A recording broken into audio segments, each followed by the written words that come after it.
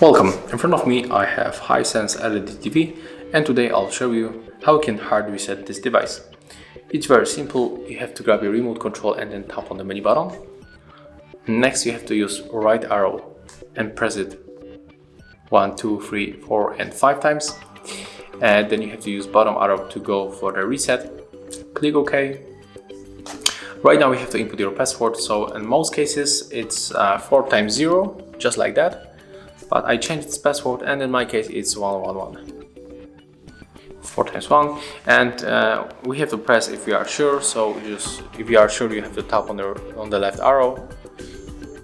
And as you can see, the process is on the way, so we have to wait.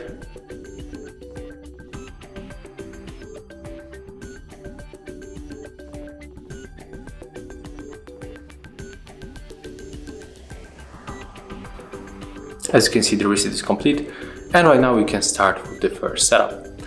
If you find this video helpful, remember to like, comment and subscribe to our channel.